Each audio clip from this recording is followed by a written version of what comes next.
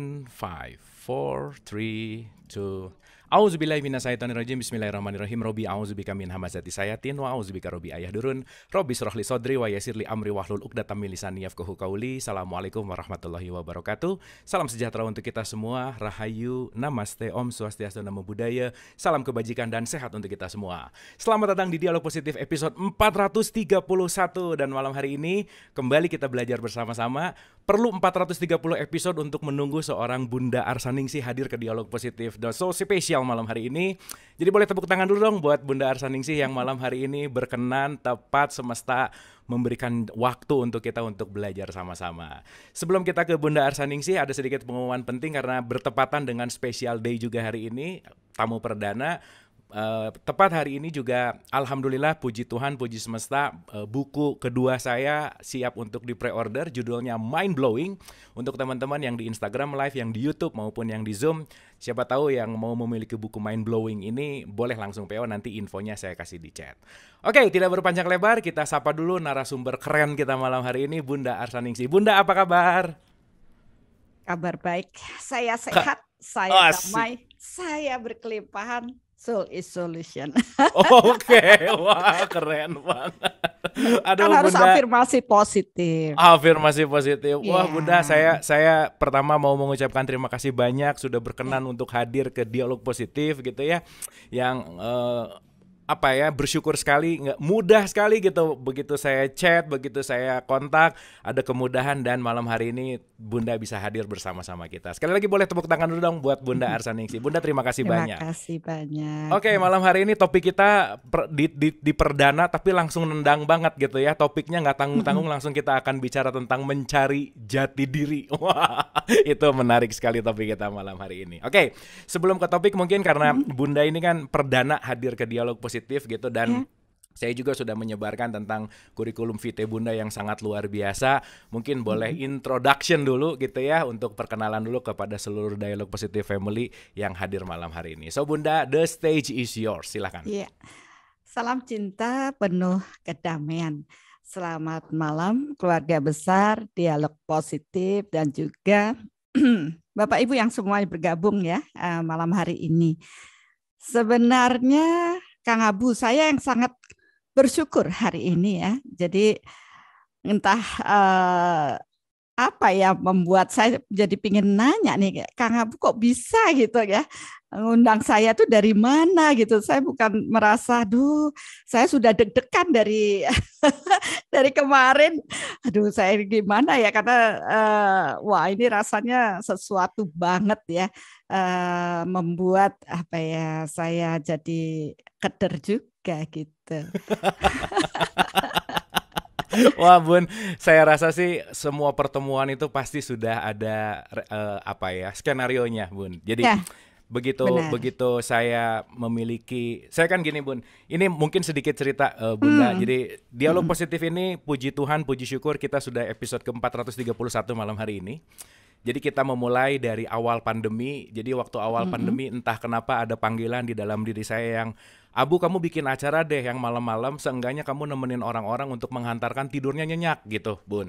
Jadi saya bikin tuh, ngundang teman-teman, ngundang pembicara. Kan waktu awal-awal tuh penuh dengan ketakutan, penuh dengan Ya, kita nggak tahu betul. gitu ya menghadapi pandemi ini seperti apa gitu. Dan saya rasa daripada kita fokus ke takutnya, mending kita bikin satu forum yang isinya adalah good vibes gitu, energi Ya. untuk saling menguatkan, energi untuk saling kita sama-sama belajar gitu. Nah, menariknya ya, karena saya yakin sekali ketika vibrasi yang dikeluarkan adalah positif dan kembalinya akan positif, Betul.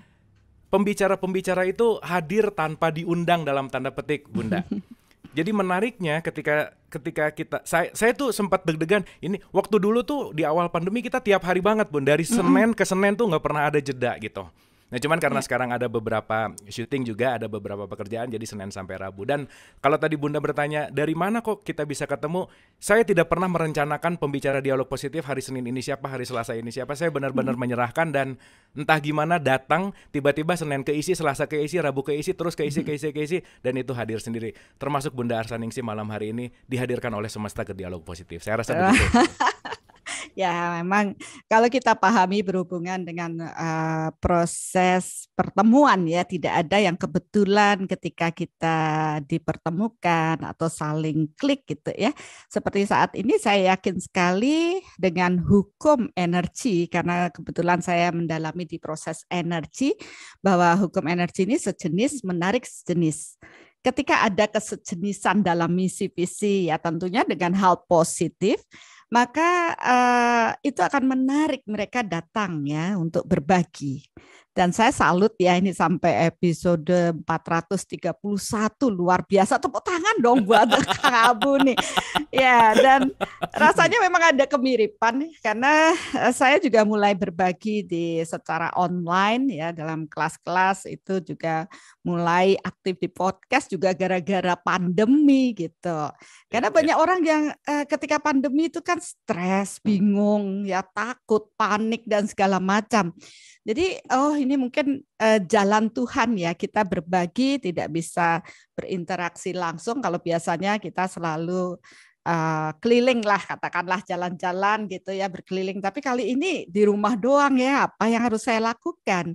Ya syukurlah dengan proses pandemi akhirnya mengalir ya berbagi dan akhirnya kita ketemu. Berarti emang sudah kesejenisannya hukum tarik menarik ini membuat bisa bertemu dan saya bersyukur wow ini keluarga besar banget di dialog positif sedangkan saya baru berbagi sedikit jadi pengalaman Kang Abu ini luar biasa bersama orang-orang yang luar biasa tentunya. Jadi saya juga merasa, aduh deg-degan banget. yang jelas Bunda saya tuh bahagia banget. Saya tuh nggak nyangka ketika waktu saya kontak Bunda mau nggak ya mau ke dialog positif. Begitu saya kontak saya ngobrol sama Mas Rasto terus dengan sangat mudah dengan sangat simpel. Wah betul. Jadi saya semakin yakin bahwa ketika semesta berkehendak tidak akan ada yang bisa menghalangi Bunda itu sih poinnya. Iya, dan topik malam hari ini sangat menarik. Wah Bun saya tuh sangat impresif sekali dengan CV yang disampaikan gitu ya, di mana Bunda belajar ini, belajar apa dan seterusnya gitu kira-kira. Nah, loh malah saya malu itu kok beberin begitu.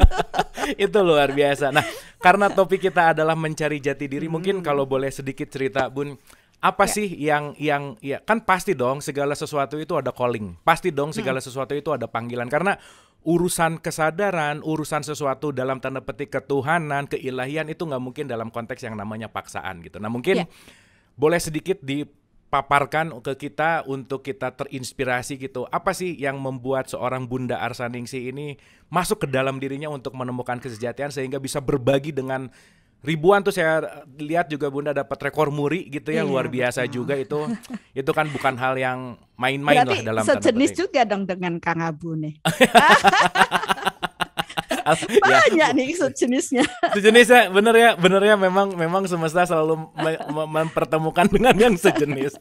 Oke Bun, so dari mana tuh awal perjalanan untuk menemukan ke dalam tuh apa sih perjalanan awalnya? Silakan Bunda.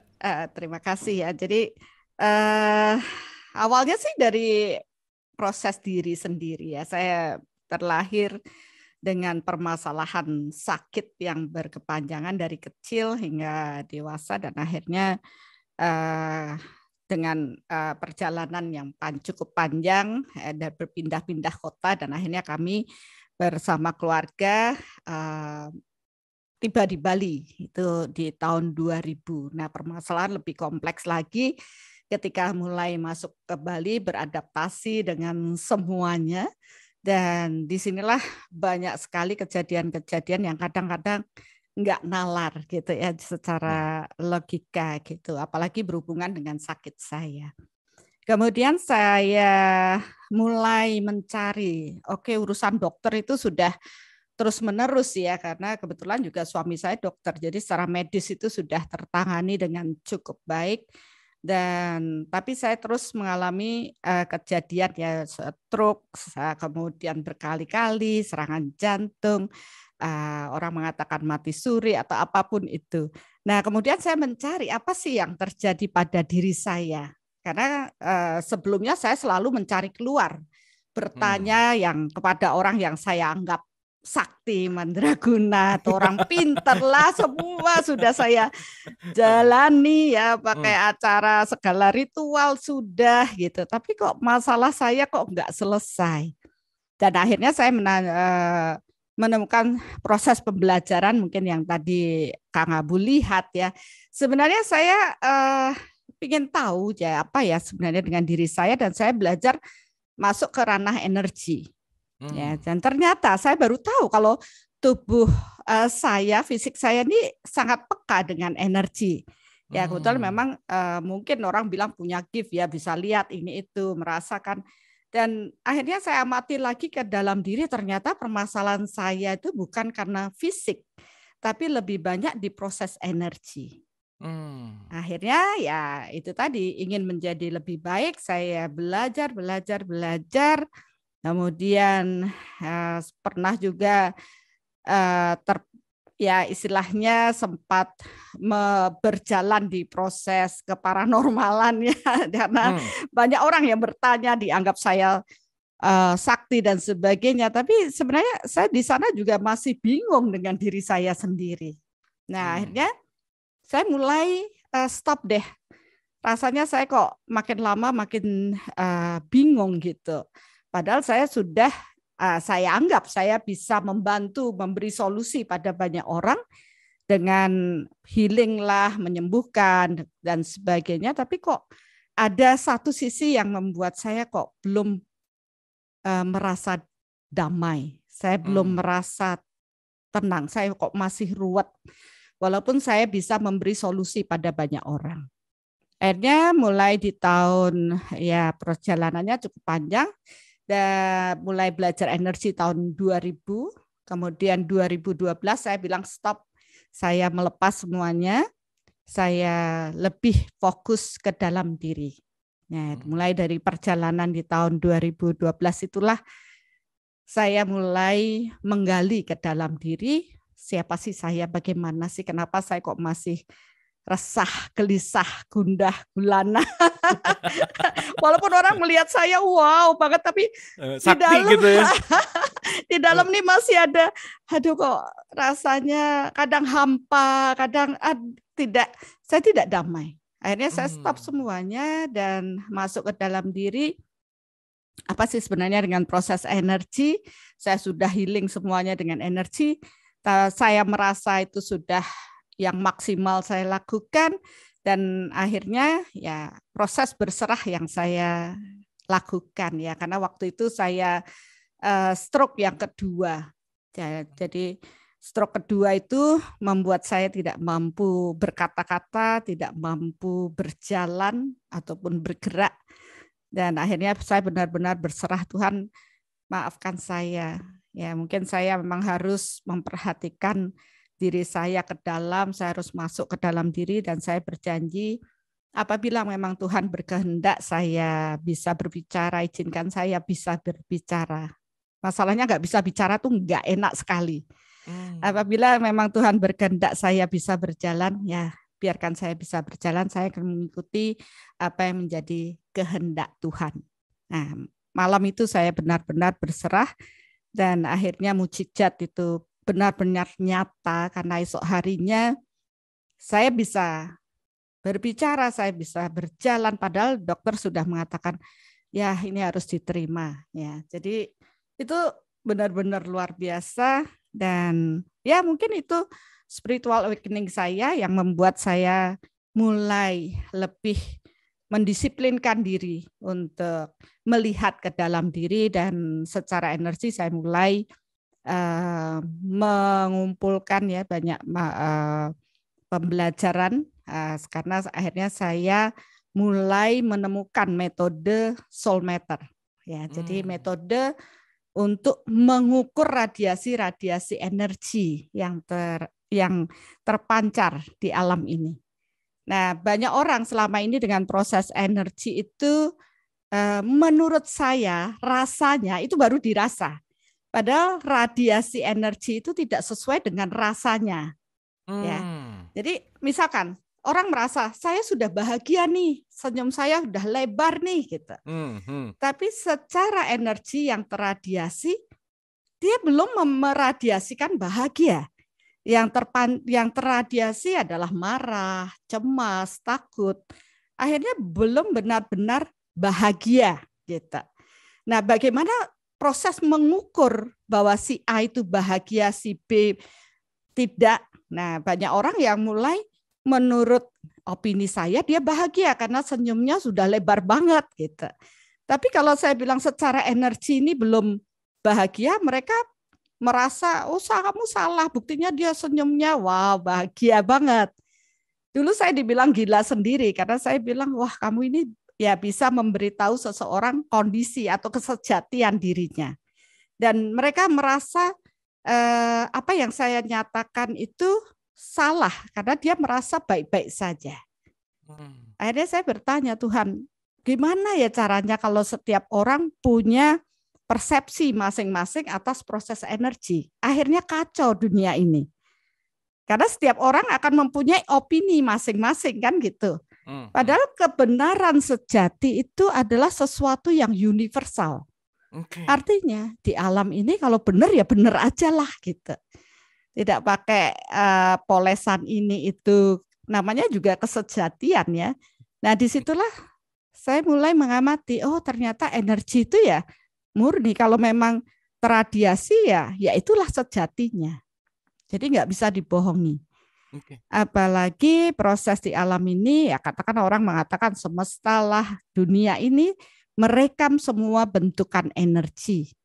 Ya, dari mulai diciptakan hingga saat ini rekaman-rekaman energi di suatu tempat atau apapun yang dibawa oleh jiwa itu terekam semuanya. Jadi kalau dulu saya melihat seseorang saya bisa katakan oh kamu dulu begini-begini, nanti begini-begini kan gitu. Mereka bilang ada yang bilang saya sakti, ada yang bilang saya gila. Ya, bahkan keluarga saya lebih banyak bilang saya gila. Oke. Berarti antara sakti dan gila emang beda tipis ya Bunda ya. Beda tipis itu ya. Oke. Nah disitulah saya mempertanyakan kenapa. Akhirnya ya itu dengan proses dituntut ya paham dengan proses energi. Saya mengamati proses energi. Kemudian oh berarti harus ada nih saya nuntut sama Tuhan nih. Tuhan kalau memang itu benar kenapa orang si A bilang A, ini B, ini C, ini D, kan jadi bingung saya. Akhirnya ya belajarlah di proses energi, amati ya. Saya mulai mengamati proses energi, saya mulai menemukan metode untuk mengukur radiasi energinya, sehingga akhirnya saya bisa mengatakan terima kasih Tuhan dengan proses pengukuran ini. Saya sebut dengan soul meter ya, measurement technique of radiation. Saya akhirnya tidak bisa, mereka tidak mengatakan saya gila. Bahkan kita semua bisa gila rame-rame untuk tahu kebenaran atau kesejatiannya.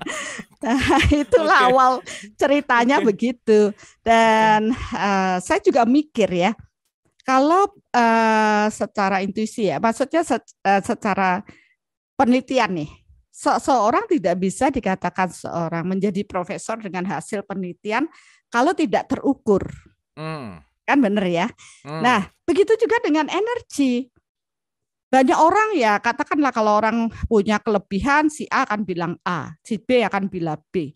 Kenapa ini kok bisa aneh-aneh dapatannya, jawabannya?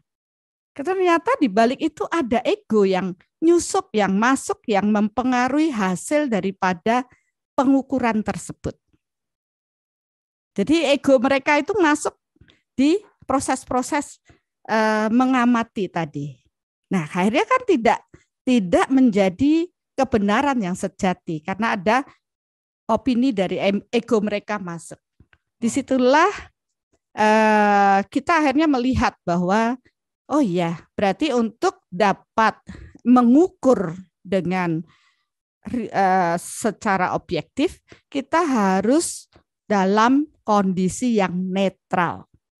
Jadi tidak mempengaruhi dari proses apa yang akan kita ukur. Ya, karena kebanyakan dari pikiran kita, energi mengikuti pikiran. Ya, saya baru mikir aja, energi ini sudah langsung. Dan ini yang sering orang-orang bilang, wah, aku baru dirasani, pasti ada yang ngerasani aku nih, telingaku kok sudah panas. Nah, padahal energi yang dipikirkan oleh seseorang itu sudah sampai ke orang tersebut. Betul. Nah, Kemana pikiran pergi, energi mengalir gitu ya Bun? Ya, energi mengalir mengikuti proses pikiran. Yes. Jadi kalau kita itu mau netral, harusnya tidak ada lagi energi-energi yang mengalir yang mempengaruhi daripada objek tersebut. Benar nggak? Kan gitu. Ya. Kalau kita sudah dikasih energi dengan pikiran, berarti hasilnya udah tidak netral lagi. Nah, disinilah saya belajar supaya hasilnya itu benar-benar netral, ya, tidak ada kita mempengaruhi dari proses energi. Nah, dalam proses perjalanan mencari jati diri dulu, akhirnya saya menemukan suatu kejadian yang membuat bahwa hanya ketika seseorang berserah kepada Tuhanlah kondisi netral itu dapat benar-benar terjadi. That's it. Yeah. Benar. Dan kunci dari proses soul matter adalah keberserahan pada Tuhan. Jadi saya bilang mereka yang belajar berserah, ya, berserah itu ternyata bukan hanya sekedar kata-kata, ya, berserah itu harus dalam kondisi yang benar-benar tidak ada keinginan. Jadi kalau kita dengan energi itu bisa diukur dengan besarnya secara spiritual cakra ajna. Kemudian ketika keinginan dia sudah tidak ada, kemelekatan dia tidak ada, maka intuisi kita akan aktif, cakra dahi kita akan aktif. Nah, dengan proses itulah kita akan benar-benar tahu kondisi-kondisi energi yang ada pada objek, ya, entah itu pada orang atau pada kejadian di masa lalu atau yang akan datang, karena semua itu dalam bentuk energi, dan energi tidak ada batas ruang dan waktu. That's it. Saya jadi realize gini Bunda, kenapa Nikola Tesla mengatakan if you want to know the secret of universe, dia bilang bahwa kamu harus tahu energi, vibrasi, frekuensi gitu ya. Benar sekali. Betul ya Bun ya. Ketika kita ngerti tiga ini jadi esensial gitu. Nah, ada hal yang menarik Bun tadi mendengarkan gitu ya. Entah kenapa kalau saya nanya orang-orang yang awaken gitu ya. Pasti cerita dasarnya tuh menyakitkan, Bun. Pasti cerita dasarnya tuh. Sehingga gak ada yang enak ya. Gak ada yang enak lah. Nah justru kan kenapa kita disebut orang gila itu karena kita melihat sesuatu yang gak enak, padahal itu adalah jalan untuk menuju kepada sesuatu pengenalan yang luar biasa gitu. Kalau saya mengutip ada satu statement bahwa suffering call us back home, penderitaan itu memanggil kita pulang. Di mana Rumi mengatakan bahwa luka adalah tempat cahaya masuk. Jadi kalau kamu belum terluka, cahaya gak pernah bisa masuk gitu. Nah, gimana nih Bun, tanggapan antara penderitaan dan awakening, gimana menurut Bunda?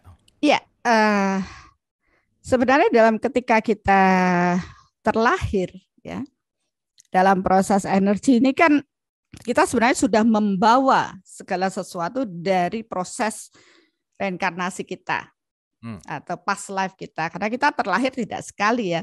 Kalau nanti dibuktikan dengan proses energi, kita akan tahu sekali bahwa jiwa kita membawa semua rekaman dari proses past life.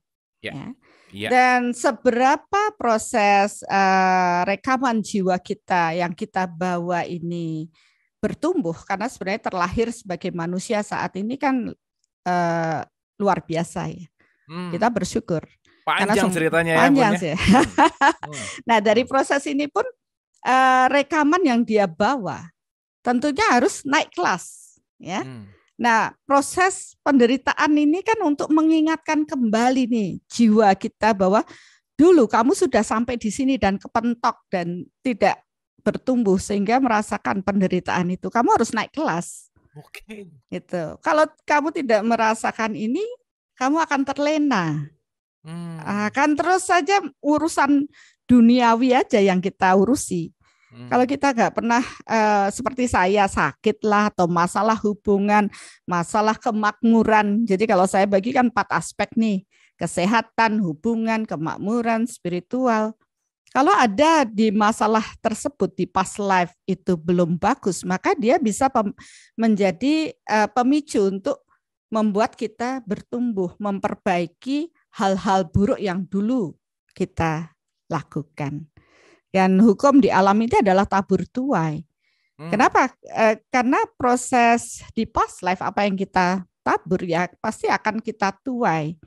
Jadi kalau dulu kita belum bagus berarti banyak hal buruk yang kita tanam. Pada saat ini itu akan muncul dengan penderitaan. Dan penderitaan itu berarti koreksi kita. Ini loh kamu belum selesai. Nah begitu kita kepentok kan kita pasti mencari gimana ya solusinya apa. Barulah dia akan punya kesadaran untuk bertumbuh. Ya sebenarnya kenapa saya mengarahkan banyak orang untuk mengenal jati diri. Bukan hanya sekedar tahu siapa reinkarnasi kita dulu. Kalau menurut saya itu enggak penting karena reinkarnasi kita kan banyak kali. Ya betul. Ya banyak kali, enggak cuma sekali aja kemarin tidak. Tapi rekaman jiwa kita itu sudah kita bawa ratusan bahkan mungkin ribuan kali tergantung malas atau enggaknya kita bertumbuh kan gitu. Kalau kita malas ya ketemu lu lagi gitu. Rasanya sama Kang Abu ini kan juga reunian lagi. Aduh, tadinya mau ngomong saya duluan mau ngomong gitu tapi keduluan deh. Ya, jadi kan pasti ada sesuatu yang belum mungkin perlu ditambahkan atau unfinished business, Bun. Sesuatu yang belum diselesaikan. Iya, kan benar kan setiap pertemuan itu kan proses kita menyelesaikan hutang karma kita. That's it. Jadi ya ini sesuatu yang luar biasa dan mereka-mereka yang bergabung di keluarga besar dialog positif ataupun di soul community ini kan proses pencarian untuk menyadari bahwa oh ya sejatinya saya tentu di past life sudah punya hutang yang harus terselesaikan dan saat ini kita menyelesaikan diri kita sehingga akhirnya kita dapat kembali pulang. Gitu. That's it. Itu aja tujuan kita hidup kan. Oke, yang penting malam ini lunas ya, Bun. Kita lunas ya. Supaya nggak ketemu lagi. Ya ketemu lagi untuk hal yang baik kan hal yang saat baik, ini kan. Kan ketemu tidak harus selalu dengan hal yang buruk, apalagi ketika kita sudah mengenal diri kita. Tentu karakter-karakter buruk itu sudah sedikit demi sedikit diselesaikan atau dikikis ya. Akhirnya kita akan menyadari apa sih kekurangan saya. Apa sih apa yang harus saya perbaiki. Kelahiran sekarang kan untuk memperbaiki dari 4 aspek yang mungkin dulu nggak bagus ya. Misalnya belum selesai lah, belum lulus, buktinya masih lahir ini kan belum lulus nih ujian. Betul, ya. betul. Jadi kita memperbaiki, lihat ke dalam diri, selesaikan. Ya banyak masalah yang muncul, entah itu sakit seperti saya, hubungan tidak baik ya, kemakmuran karena saya sudah mengalami semua bahkan spiritual, kejatuhan spiritual.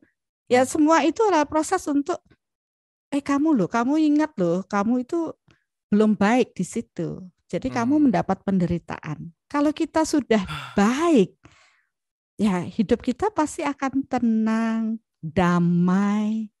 Ya semua akan indah ya, tidak ada gejolak, tidak ada emosi, ya sakit hati, kemudian ya segala macam cemas, tidak perlu takut lagi lah.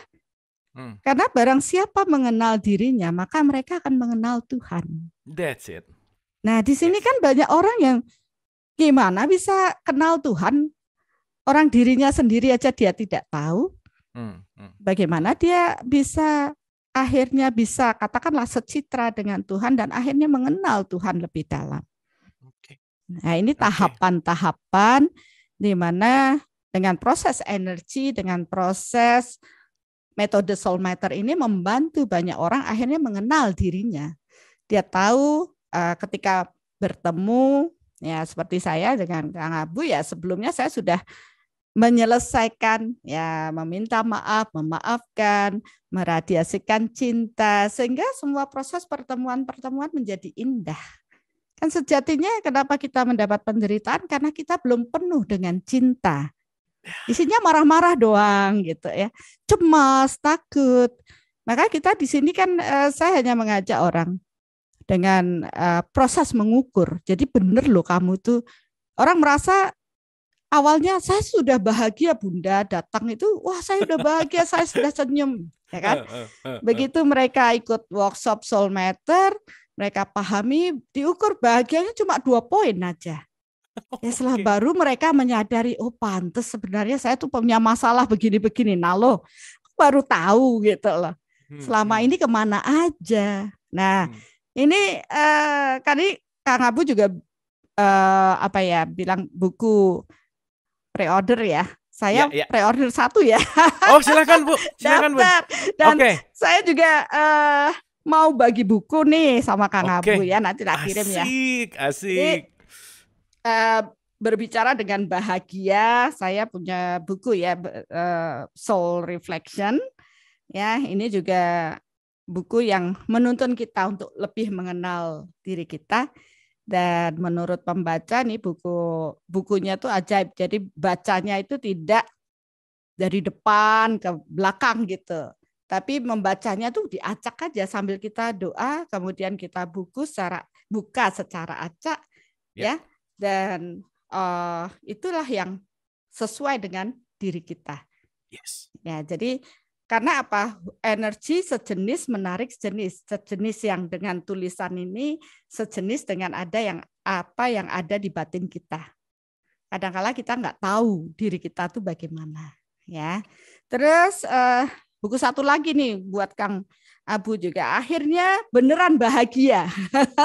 Jadi nggak sekedar omong doang gitu loh. Ini cerita dari teman-teman yang sudah akhirnya tahu, oh bahagia itu seperti itu gitu ya. Kita belajar dari pengalaman teman-teman atau orang yang sudah mengalami, dia kan punya power yang bisa mengubah seseorang. Jadi bukan cuma sekedar omong-omong aja. Tapi ketika ada power yang secara energi yang pernah mereka alami, menderita, sakit hatinya, kemudian dia berubah, maka itu akan memberikan energi pada mereka yang membacanya. Dan mereka yang membaca akan merasa, aduh kok ikut merinding ya, aduh kok ikut rasanya berasa. Ya karena kita bermain di energi. Nah, keren. Itu. Bun, saya sih mau nodong dari sekarang aja. Pokoknya Bunda nggak boleh sekali ke sini karena list pertanyaan saya ini udah ada 30 list yang banyak banget dan gak mungkin kita selesaikan dalam 1 episode. Jadi saya mau minta izin dari sekarang. Pokoknya kita harus berseri. Setuju nggak teman-teman Dialog Positif ya? Saya rasa Bunda Arsaningsih harus bolak-balik ke Dialog Positif. Nah kembali Bun, terima kasih bukunya. Nanti kalau begitu buku saya selesai cetak juga saya kirim nanti ke Bunda langsung. Terima kasih. Mudah-mudahan bisa ikut langsung. Bunda di Bali kan ya? Iya, benar. Mudah-mudahan nanti sekaligus saya main ke Bali untuk ketemuan. Oh, benar loh ya, ditunggu loh ya. Ya, mudah-mudahan ya. Mimpinya begitu, mudah-mudahan. Bismillah. Bun, ini ada hal yang menarik nih. Saya merasakan akhir-akhir ini 3 tahun ini meskipun dunia terlihat gelap dengan datangnya pandemi, ekonomi menurun lah, dengan Bali aja sepi gitu ya. Dengan macam-macam kita melihat bahwa ini ada kegaduhan. Tapi entah di dalam kegaduhan itu saya melihat suatu ketenangan yang bercahaya sekali, di mana entah kenapa saya merasakan ada awakening yang besar sekali di belakang pandemi yang menakutkan ini gitu loh Bun. Karena entah kenapa saya merasakan bahwa banyak jiwa-jiwa yang bangun, banyak jiwa-jiwa yang terpanggil, banyak orang yang mencari jalan-jalan untuk ke dalam dan mulai menyadari bahwa saya tuh nggak pernah punya masalah dengan siapapun dan apapun kecuali dengan ego gitu. Dan saya sadar bahwa ego saya ada di dalam. Maka saya tidak akan pernah lagi untuk terlalu mencari jalan keluar, tapi cari jalan ke dalam gitu. Nah, gimana tuh menurut Bunda tentang pandemik dan awakening ini, apa sih kaitannya Bun? Silakan. Aduh, saya kok merinding ya. Ini ya, terima kasih pertanyaannya Kang Abu. Ini benar-benar luar biasa. Saya tadi pikir, wah kok peka sekali ya dengan proses alam. Ini kan proses alam. Dari proses alam ini sebenarnya kalau kita kaitkan dengan proses energi kan ada beberapa yang melakukan upaya-upaya untuk alam ini, ya. Dan sebenarnya tidak ada yang kebetulan dengan proses ini semua karena sudah saatnya manusia-manusia bumi ini bangkit kesadarannya. Kenapa? Karena katakanlah alam ini sudah berubah, ya. Beberapa orang tentu sudah dari dulu mengupayakan untuk memerangi kegelapan yang ada di bumi ini. Ya, saya amati beberapa sudah mulai aktif ya, secara energi mereka sudah berkesadaran dan mulai memenuhi diri dengan kekuatan cahaya cinta dan energi Tuhan untuk mengkondisikan Buana Agung atau bumi ini menjadi lebih baik. Karena selama bumi ini belum terkondisi dengan cahaya, maka manusia-manusia di atas bumi pun tidak akan mengarah pada cahaya. Karena kekuatan bumi lebih besar daripada manusianya sendiri. Ya, karena katakanlah bumi itu punya spirit juga. Dan kalau kita biarkan tidak ada yang peduli, maka kehancuran di muka bumi pun akan terjadi. Ya, jadi inilah proses era perubahan dari zaman kegelapan menuju zaman keemasan. Dan ini terjadi bukan suatu simsalabim begitu saja, tapi memang ada kekuatan Tuhan yang dihadirkan di muka bumi ini untuk mengubah kesadaran proses bumi ini ke arah yang lebih baik. Dan itu sudah dinubuatkan dalam semua kitab-kitab. Nah, kita ini sebagai manusia yang ada di bumi ini tentu akan bersyukur ya ketika kegelapan ini dapat dibersihkan. Maka Buana Agung atau bumi ini terkondisi dengan cahaya. Mungkin kalau nanti Kang Abu bisa mengukur, tak ajakin deh sekian puluh tahun sebelumnya bagaimana kondisi cahaya Tuhan di muka bumi, sekian tahun yang lalu bagaimana kondisi, adakah perubahan gitu. Jadi tidak asal tahu saja, tapi secara energi akan terukur dan semua orang yang mengukur itu akan mendapatkan hasil yang sama. Ini yang saya katakan universal, hasil pengukuran dengan energi selama orang yang mengukur itu benar-benar berserah pada Tuhan. Karena proses berserah itu tidak mudah gitu ya, ketika orang harus mengalahkan egonya sendiri dan meniatkan saya mengikuti kehendak Tuhan dalam proses hidup saya. Mempersembahkan diri saya untuk kebaikan semua orang, semua makhluk. Dan itu ya hanya dicapai pada jiwa-jiwa yang telah bertumbuh kesadarannya dari jiwa kesadaran anak-anak, remaja, dewasa, dan hingga tua. Ya, tentu dengan proses aktifnya cakra-cakra mereka. Wah, keren Bun. Seperti itu. Nah, sekarang Bun, pokoknya saya mau banyak nanya aja ini ya. Pokoknya Bunda nggak boleh sekali ke sini. Saya banyak banget nih pertanyaan yang pokoknya penting. Boleh dilanjut Bun, silakan. Iya, benar. Jadi ya sekarang kondisi bumi katakanlah proses spiritual bumi memang sudah bertumbuh, cahaya keemasan sudah memenuhi bumi. Sudah saatnya manusia bumi ini bertumbuh kesadarannya sehingga mudah sekali tersentuh. Kalau dulu mungkin 10 tahun yang lalu mau kita ngoyo, mau kita berbusa ngasih kesadaran pada banyak orang, mereka juga tidak akan mampu karena terkungkung dengan energi bumi yang masih gelap. Oke. Nah, untuk mengkondisikan bumi bercahaya perlu kekuatan Tuhan yang lebih besar. Ya, jadi itulah yang akhirnya mampu mengubah dan perlu jiwa-jiwa yang berkesadaran yang mampu menjadi wadah bagi energi cahaya cinta dan energi Tuhan bekerja pada dirinya. Dan yang bisa melakukan itu hanyalah pada orang-orang yang berserah kepada Tuhan. Tanpa ada kemelekatan, tanpa ada ego, mereka berlatih bahagia, berlatih damai, ya, berserah kepada Tuhannya, ya, tidak lagi mengandalkan nafsu, kemudian ambisi, ya, apalagi urusan duit. Cuma itu aja yang bikin kacau balau ya. Akhirnya kita bisa mengerti bahwa oh ini loh, ketika cahaya cinta energi Tuhan mengalir, kita tuh hanya sebagai saluran Tuhan. Dan semua ketika kita berserah pada Tuhan, semua kebutuhan kita pun akan dicukupi. Semua keindahan akan terlihat dan hidup kita tidak hampa lagi karena cinta Tuhan menggenapi diri kita. Sesuatu yang membuat manusia itu bingung, cemas, takut karena mereka tidak menyadari bahwa sebenarnya cinta Tuhan itu sangat kita butuhkan, menggenapi hidup kita untuk dapat menjalani hidup dengan damai. Begitu mereka terpenuhi dengan cinta Tuhan, mereka merasa dicintai oleh Tuhan, tidak ada lagi kecemasan, tidak ada lagi ketakutan. Semuanya akan mereka jalani dengan indah, walaupun mereka tahu apa yang menjadi takdirnya. Ya, kan semua ada takdir ya. Takdir itu bagian dari proses karma yang mereka tanam di kehidupan dulu yang harus kita terima pada saat ini.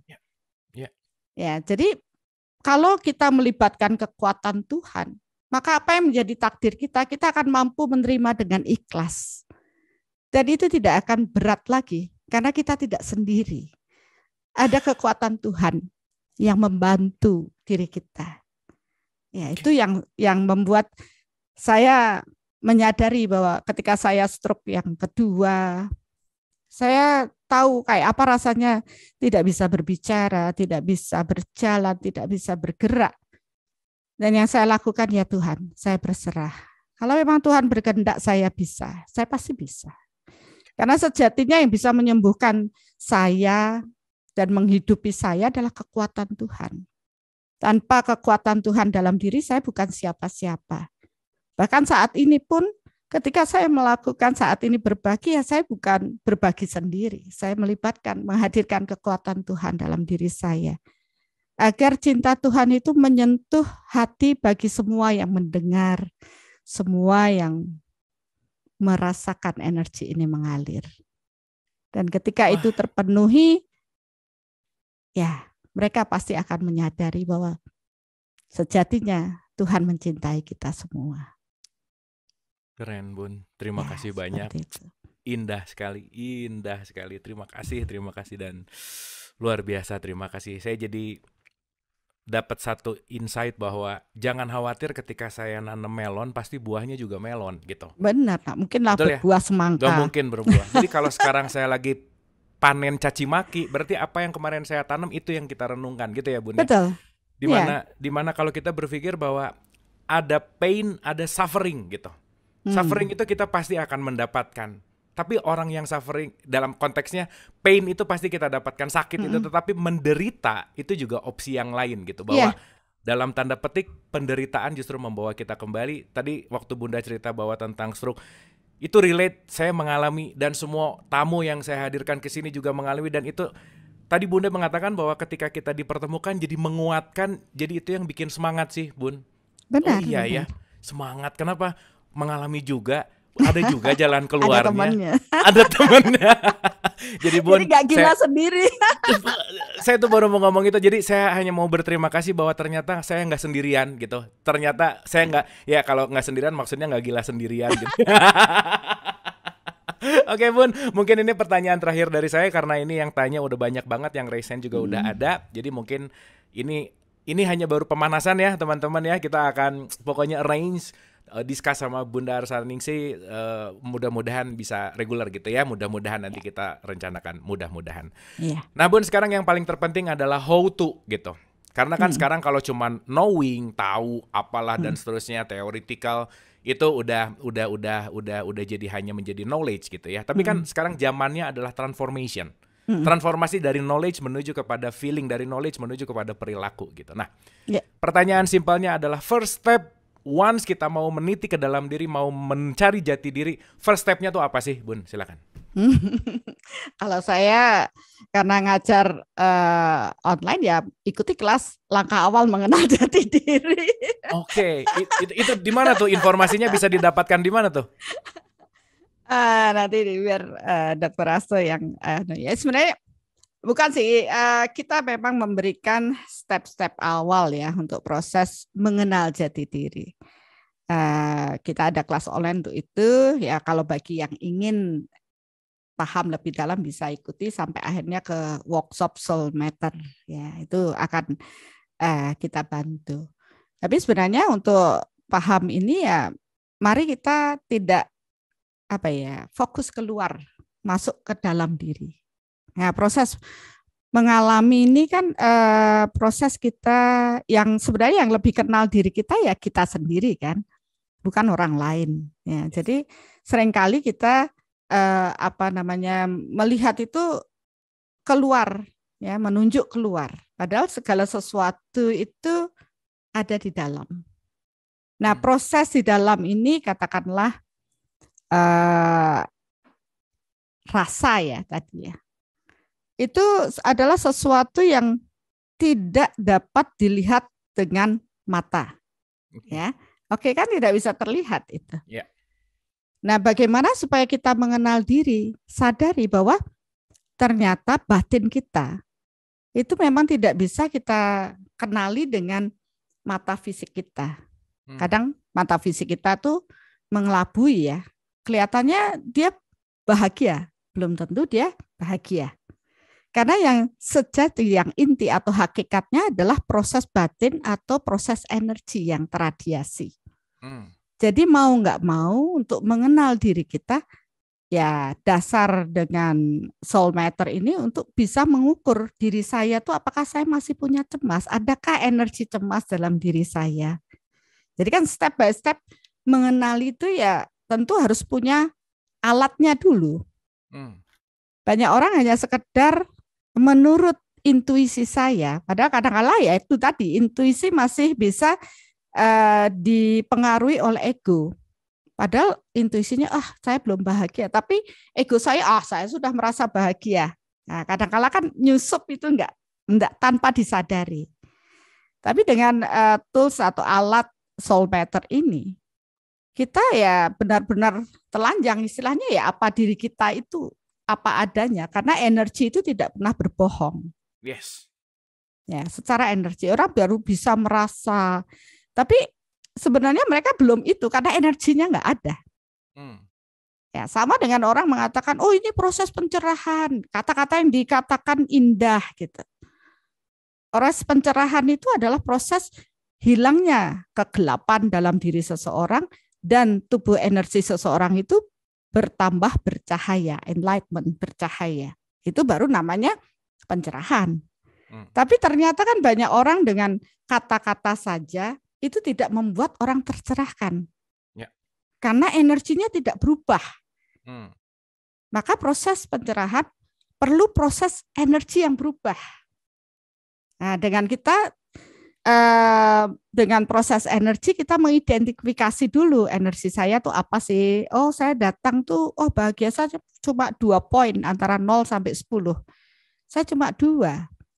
Berarti dengan proses ini saya perlu mengidentifikasi kenapa saya tidak bahagia, ada apa, marahkah, cemaskah, takutkah yang membuat kita tidak bahagia.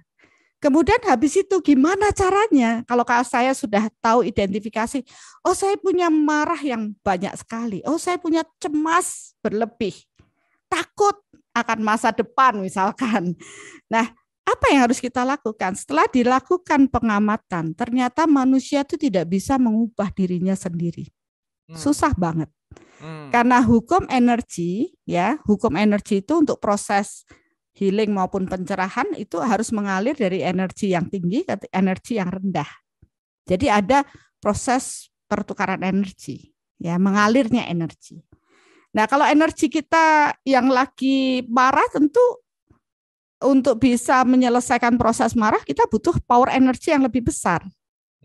Ya kayak God itu kalau buntu kan perlu disentor gitu ya, powernya harus gede. Maka ketika seseorang dalam kondisi apapun yang bisa menyelamatkan kita, membantu kita adalah power energi Tuhan. Nah kan itulah perlunya seseorang terhubung dengan Tuhannya. Ya, untuk apa? Menyelesaikan proses batin. Tidak bisa sendiri. Semua hanya bisa dibantu dengan kasih sayang Tuhan ya, Bun ya. Betul. Nah, bagaimana kita terhubung dengan Tuhan? Kalau secara energi kita tahu bahwa proses terhubung dengan Tuhan melalui para jiwa-jiwa yang luhur, jiwa-jiwa yang utama. Ya. Kita butuh tuntunan guru, apalagi guru-guru yang telah menuntun kita untuk mengenal Tuhan. Ya. Ya, kita di sini masih terkotak dengan agama ABC ya, macam-macam.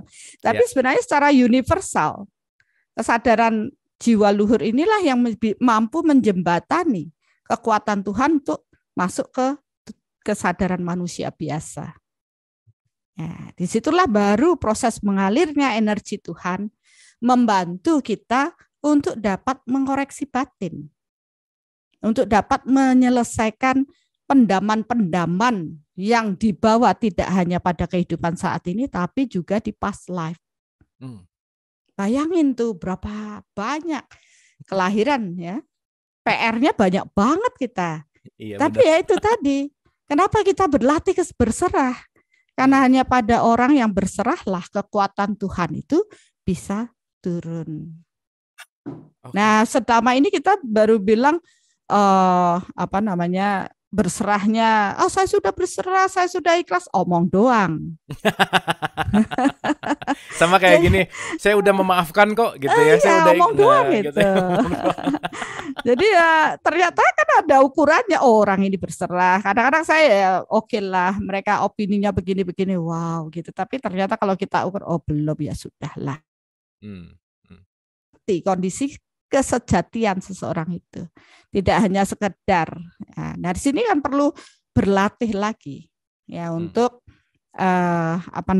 melepas ego, menyadari kekurangan diri, lebih jujur pada diri kita sendiri. Ya, jadi itulah yang bisa membantu. Nah, untuk bagaimana caranya, mungkin kalau Bapak Ibu yang tumben ya bisa ikuti saya setiap hari Rebu ada meditasi online, soul reflection di YouTube, ya bisa gabung. Jadi di situ kita satu persatu kekotoran batin kita bersihkan, ya, pendaman-pendaman negatif kita bersihkan, ya tentunya dengan melibatkan kekuatan Tuhan.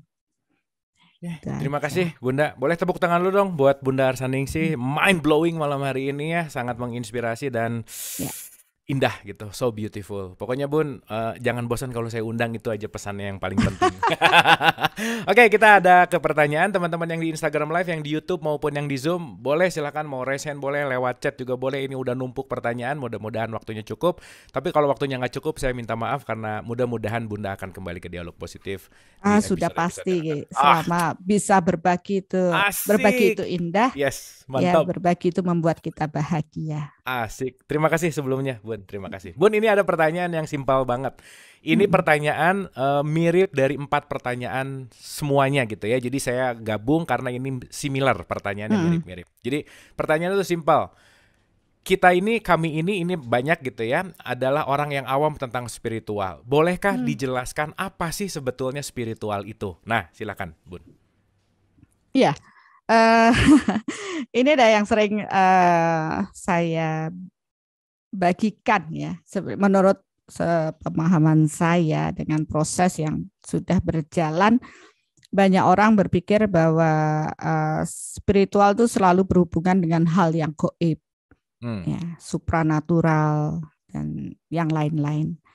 Karena mereka mampu melihat dengan clairvoyant, mungkin clay audio dan sebagainya, kemampuan yang mereka bawa. Tapi dulu pun saya pernah di sana gitu, pernah mengalami ya. Jadi akhirnya makin ke sini mengamati, ternyata proses spiritual itu adalah proses bagaimana sih seseorang terhubung dengan Tuhannya. Ya.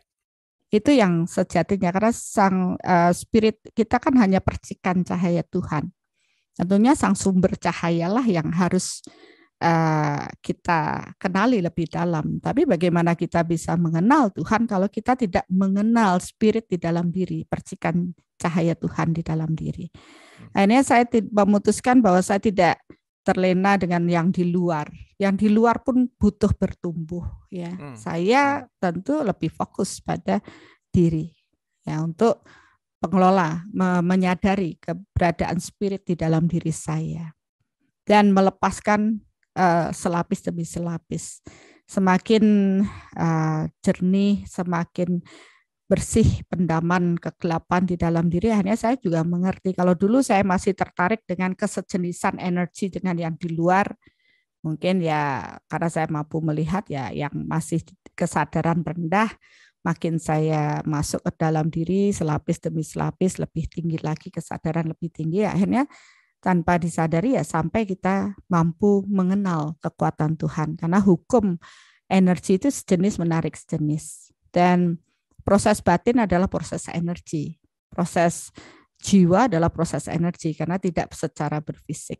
Dan di sini juga ternyata ya saya lahir ini mempunyai 5 dimensi tubuh ya, fisiknya, kemudian ada proses mental, emosional, tubuh energi, bioenergi, dan spiritual. Jadi itu kita bahas lebih dalam nanti. Dan dari sini ya saya tahu bahwa kalau saya mau menuju Tuhan, saya harus memahami ranah energi. Karena Tuhan itu dalam bentuk energi, tidak berfisik. Ya, kalau dia tidak mengarah ke proses energi, ya tidak ketemu proses tersebut. Masih menganggap itu adalah secara berfisik, padahal itu tidak demikian. Nah, disinilah ya mau nggak mau proses spiritual itu yang paling awal ya kenali diri. Ini proses spiritual yang sesungguhnya. Spirit di dalam diri, dan akhirnya kita akan menyadari untuk apa kita lahir, mengapa kita dilahirkan, ya, mengapa kita lahir lagi, kenapa saya bertemu dengan orang ini, kenapa kesehatan saya begini, kenapa kemakmuran saya begini, kenapa ya, semua kenapa itu terjawab semua, bukan karena orang lain, tapi karena diri kita. Begitu kita mengenal diri, kita sudah tahu apa yang harus saya perbaiki, apa yang harus saya perkuat, apa yang harus saya kurangi. Ya, dengan proses ini pun kesejenisan kita pun akan mengubah lingkungan kita. Kalau dulu saya masih pemarah, yang datang orang yang marah-marah, yang suka ngerecoki dan masalah banyak sekali. Ketika dulu saya masih ruwet, yang datang orang ruwet-ruwet aja. Kan hukumnya sejenis menarik sejenis. Begitu saya mulai bertumbuh, menyadari saya membersihkan hal-hal yang negatif, karena saya tahu orang lain cerminan diri saya. Begitu saya ketemu orang, oh dia kok berlaku begitu, berarti di dalam diri saya ada, saya bersihkan. Dan untuk membersihkan saya berserah lebih dalam, melibatkan kekuatan Tuhan. Lama-lama semakin itu lingkungan saya pun berubah. Saya dipenuhi dengan orang-orang yang mencintai saya, orang yang penuh kasih, ya. Jadi ya saya bersyukur dengan proses ini. Begitu saya berubah, orang lain melihat saya berubah, saya mulai lebih percaya diri untuk berbagi, membagikan apa yang sudah saya terapkan dalam hidup saya, karena saya tahu hukum tabur tuai. Kalau saya berbaginya itu bikin orang lain buruk, berarti saya akan menanam buruk untuk orang lain, ya, untuk diri saya sendiri. Jadi ya saya harus benar-benar ini baik enggak, kalau baik baru saya bagikan. Ya, apalagi saya sudah mengalami. Ya, harapan saya dengan proses ini saya berbagi untuk kesadaran Bapak Ibu bertumbuh menjadi lebih baik, bahwa solusi itu bukan ada di luar, tapi solusi semua ada di dalam diri. Ketika kita berubah, kondisi lingkungan kita berubah, kesehatan kita berubah menjadi lebih baik, ya, otomatis hubungan kita akan menjadi selaras harmonis. Dengan harmonis pun kemakmuran kita akan bertumbuh, ya, dan lagi dengan proses kita menjadi lebih baik secara kualitas kesehatan, hubungan, kemakmuran, spiritual kita pun akan bertumbuh menjadi lebih baik. Kita bertumbuh menjadi jiwa yang tenang, jiwa yang damai, jiwa yang penuh kasih, dan ya, mampu sebagai saluran berkat Tuhan untuk berbagi dengan semua orang, semua makhluk. Oke, luar biasa. Terima kasih, Bun. Saya rasa komprehensif sekali dan banyak sempalan-sempalan yang perlu dielaborasi, dan kita akan elaborasi itu di episode-episode yang akan datang. Terima kasih, Bunda. Keren banget, luar biasa. Oke, Ibu Anca, silakan. Selamat malam, Bunda. Selamat malam, Abu. Saya kok tertarik yang di sebelahnya Bunda, seorang sosok Semar. Semar itu di dalam dialognya dia suka diam, bergerak, tapi berusaha, tumak ninah. Apakah itu juga menjadi salah satu Semar menunjukkan jati dirinya? Nah, yang berikutnya, kenapa Bunda banyak orang yang belum bisa berdamai dengan dirinya sendiri? Meskipun dia tahu, saya bisa, yang seperti tadi Bunda ceritakan ulas tadi. Tapi itu hanya omongan aja, dan mereka selalu kok susah ya berdamai dengan diri kita sendiri. Terima kasih Bunda, terima kasih Mas Abu. Oke, terima kasih Bu Anca, keren. Silakan, Bun. Ya, memang sekarang kalau kita lihat secara energi, udah saatnya kehadiran secara energi kekuatan yang sempar ini membantu proses mencari ke dalam diri ya. Karena itu yang memang sudah diajarkan atau sudah dilakukan beliau pada era zamannya.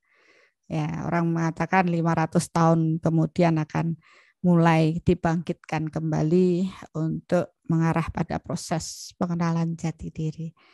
Ya, jadi kenapa saya eh, apa ya, fans banget ya sama proses beliau.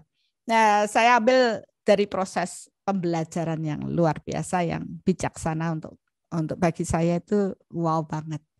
Ya, dan proses yang untuk pertanyaan kedua yang mengapa sih orang tidak bisa berubah ya, merasa apa ya tadi Ibu bilang maaf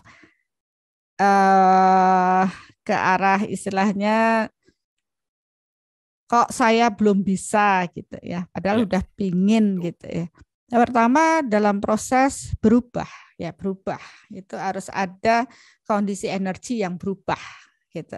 Selama kondisi energi yang tidak berubah ya masih di situ saja. Ya padahal orang sudah berusaha.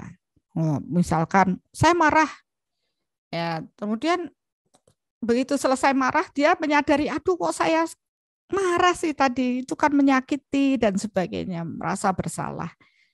Tapi mencoba lagi, mengontrol lagi, kok marah lagi, berulang-ulang seperti itu. Karena pada pembelajaran kelas online kemarahan itu kejadiannya selalu begitu. Nah, disitulah kita mengamati bahwa sebenarnya apa yang kita bawa dengan rekaman kemarahan itu tidak hanya terekam pada kondisi sadar kita saat ini, tapi juga masuk ke pikiran bawah sadar, bahkan terekam pada kesadaran jiwa.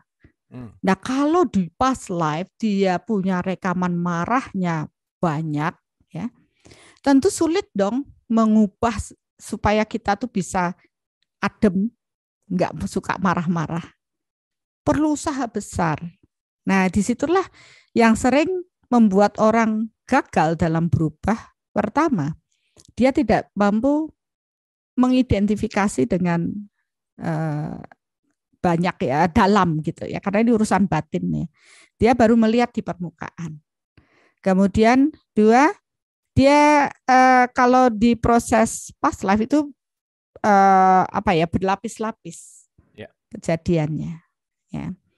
Kalau kita yang sudah paham ya kita kenali sebelum emosi itu muncul, misalnya ada pertemuan dengan seseorang, kalau kita dulu di past life tidak ada hal buruk yang kita perbuat di kehidupan dulu, ya misal saya dengan Kang Abu kan tidak ada hal buruk ya, fine-fine aja, senyum-senyum aja. Tapi ketika ada rekaman buruk di past life, orang ini nggak ngomong aja kita udah jengkel. Ya kan? Ya itu kan akhirnya kita harus aware ke dalam, istilahnya mengamati loh. Saya ini loh baru ketemu, belum ngomong kok saya sudah jengkel. Kalau kita yang sudah belajar gini kan udah tahu dong ngukurin ya, mengukur dengan soul meter. Oh, saya punya marah yang terpendam dari past life. Ya, jadi eling terus kemudian menerima, oh saya ini bagian dari past life. Ya. Dan waspada, oh ya memang saya waspada nih, berarti ada apa? Oh, saya dulu menanam hal buruk sehingga dia datang untuk nagih hutang.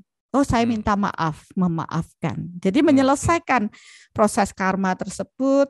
Akhirnya ya lama-lama dengan proses memaafkan di past life, minta maaf di past kehidupan saat ini, tanpa disadari marahnya itu reda sendiri.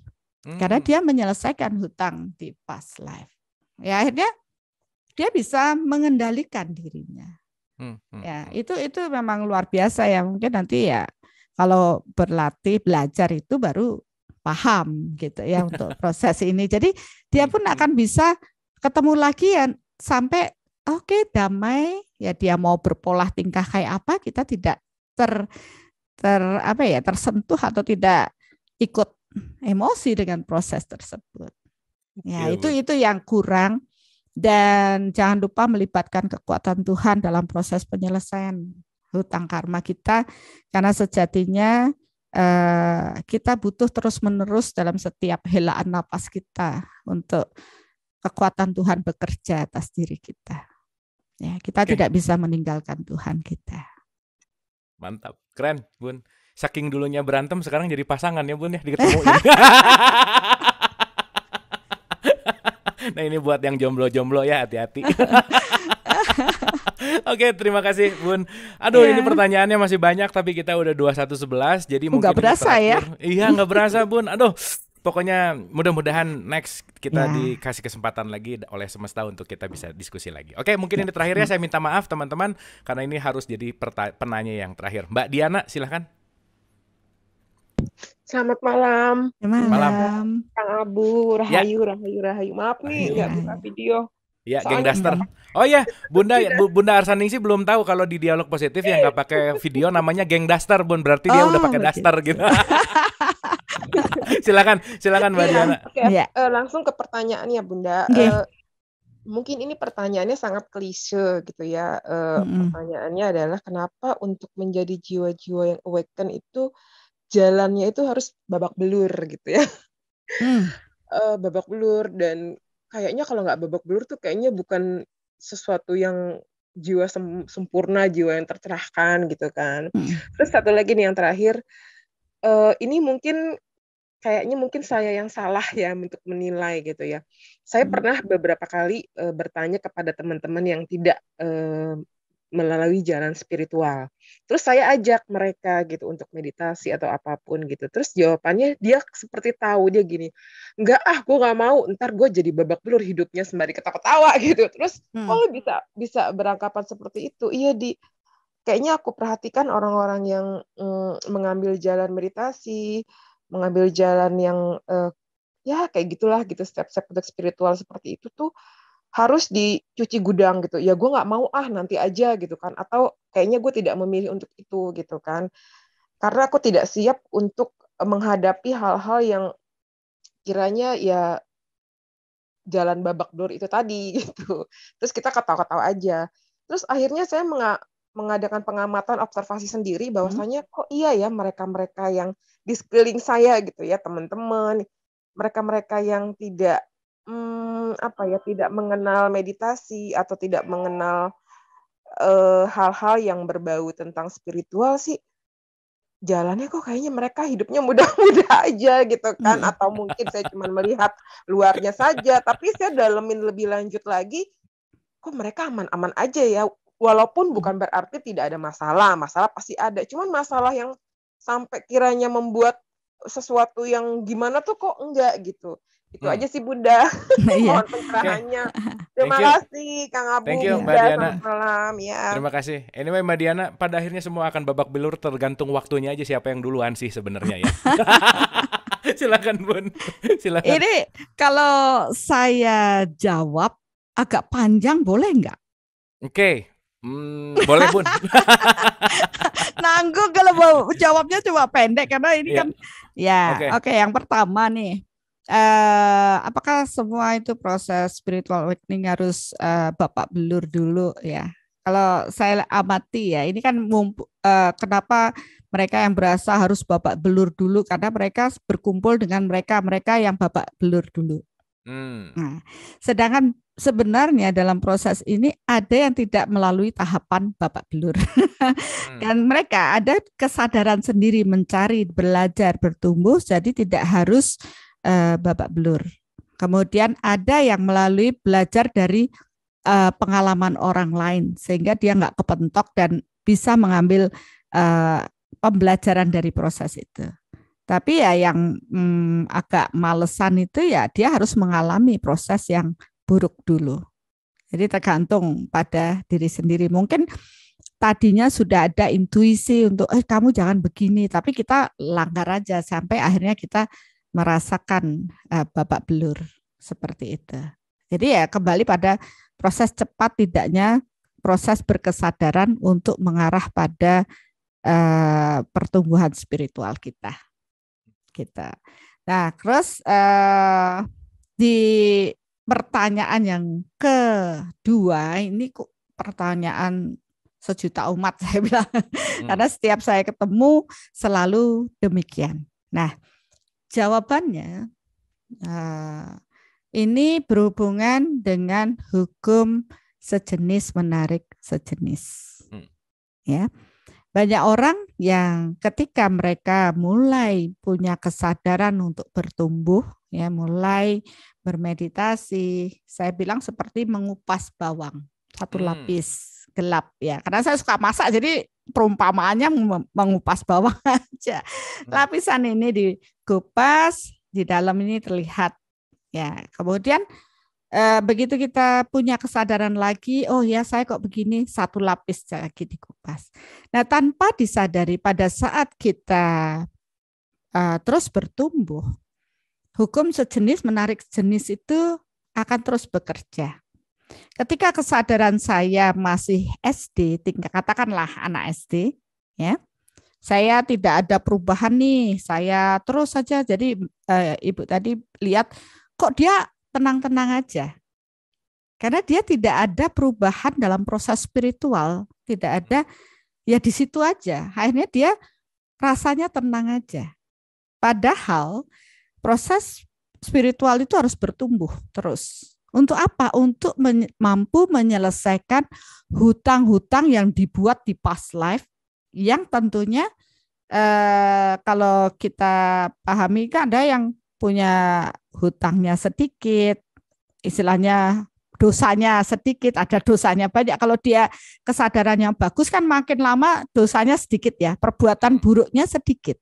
Padahal kita semua manusia ini pernah menjadi orang yang sangat berdosa. Kenapa? Karena kesadaran kita dulu rendah.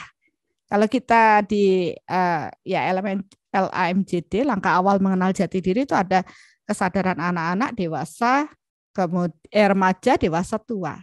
Pada saat kita masih baru-baru belajar dari manusia itu kan ego masih besar, emosi dan semuanya, kita masih membentuk karma buruk yang banyak. Ya. Nah, kapan itu kita selesaikan? Ketika kesejenisannya mampu untuk menyelesaikan. Ya, kapan kita bisa mampu menyelesaikan hutang terburuk kita? Pada saat kita bertumbuh spiritual lebih tinggi. Ya, jadi kesannya ketika orang bertumbuh secara spiritual, kok cobaannya banyak. Ya, padahal itu bukan cobaan, itu karma yang dia tanam, yang baru matang saat ini karena waktunya tepat, kesejenisannya tepat, dan kemampuan dia menghandle masalah itu ya tepat. Ya, kalau istilahnya dia baru mampu mengangkat beban itu 1 kilo. Tentu masalah-masalah yang datang pada dirinya ya yang 1 kilo ini datang. Ya. Kemudian sudah habis ya dia kelihatannya tenang. Tidak ada masalah. Gitu. Kok enak sekali kamu nggak ada masalah. Kenapa? Karena dia nggak mau naik kan bebannya 2 kilo. Nah, kita kehabisan waktu, meninggal, lahir lagi, ya dia harus mau nggak mau dia harus bertumbuh. Ya. Gitu. Jadi yang sekarang ini kan cuma terlihat saja. Hutangnya dia di kehidupan yang akan datang lebih banyak lagi yang menanti. Nah, kalau kita paham dengan konsep energi ya, kenapa orang bertumbuh, kesadaran bertumbuh, hutang kita yang 2 kilo datang. Naik kelas lagi, hutang kita yang 3 kilo datang. Tapi kan itu cepat selesai. Cepat selesai hutang kita, akhirnya ada orang mengatakan, saya pernah belajar, dalam satu periode kehidupan ini, kalau kamu belajar energi melintasi ruang dan waktu, kamu akan bisa mencapai kesadaran murni atau mencapai moksha lah atau apa yang akhirnya tidak terlahir kembali. Karena kita berkesadaran untuk bertahap menyelesaikan hutang-hutang karma kita. Itu sebenarnya itu bukan cobaan dari Tuhan, Tuhan tidak pernah coba-coba, tapi apa yang datang pada diri kita adalah bagian dari hutang kita yang belum kita selesaikan, entah itu di past life. Dengan kita bertumbuh secara spiritual benar ya, benar kita ada kesadaran yang bertumbuh, ada pencerahan, maka kelayakan kita akan ditingkatkan oleh alam ini untuk mampu menghadapi hutang-hutang karma kita di past life yang belum terselesaikan. Gitu. Tapi ya menurut saya malah bagus kita menjadi pribadi yang tangguh. Karena untuk menuju Tuhan kita harus benar-benar tangguh, harus benar-benar berserah. Kuncinya hanya berserah. Maka kenapa itu diajarkan? Karena dengan dia menyadari dia berserah, dia akan ikhlas menerima semua takdirnya. Ya takdir itu dari apa ya? Dari karma-karma masa lalu yang harus dia terima. Kita tidak bisa lari dari takdir kita. Semakin kita berserah, apapun yang datang, kita akan bersyukur. Ya, dia datang. Inilah karmaku. Aku menerima dengan ikhlas. Menerima dengan kekuatan Tuhan, melibatkan kekuatan Tuhan itu bukan sesuatu yang berat lagi. Ya.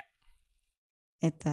Jadi itu sebenarnya kebenaran yang ada di balik kenapa sih orang takut belajar spiritual. Rasanya saya sudah pernah bahas ini di podcast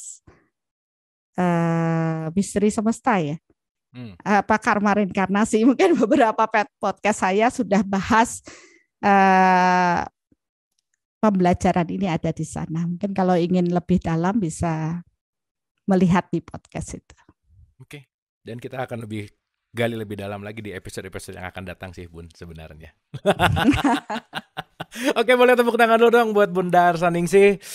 Super mind blowing, sangat wah bahagia banget memang kalau ada yang mengkonfirmasi ya Bun. Kalau terkonfirmasi itu udah deh happy gitu.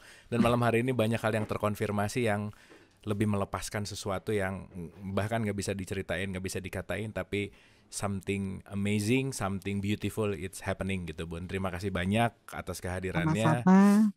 Berkah selalu. Dan terakhir Bun, sedikit aja kata penutup, final statement untuk episode 431, silakan. Tidak ada yang instan dalam proses kita berubah. Ya, jadi tetap pilihan ada pada diri kita, apakah kita akan melanjutkan proses perjalanan jiwa kita mengarah pada kekuatan Tuhan, atau kita mengarah pada menuhankan ego kita. Ya, istilahnya saya lebih mengarah pada membiarkan ego saya, yang penting saya menikmati duniawi ini dengan sesuai ego saya. Tapi ketika kita menyadari kesejatian diri kita, proses diri kita, maka kita akan memilih untuk dapat kembali pulang, kembali pada Sang Pencipta dengan kebersihan batin kita. Maka untuk ini perlu untuk lebih mengenali diri kita, mulai melepas kegelapan di dalam diri kita, agar kita dapat mensejeniskan secara energi kita dengan Sang Pencipta.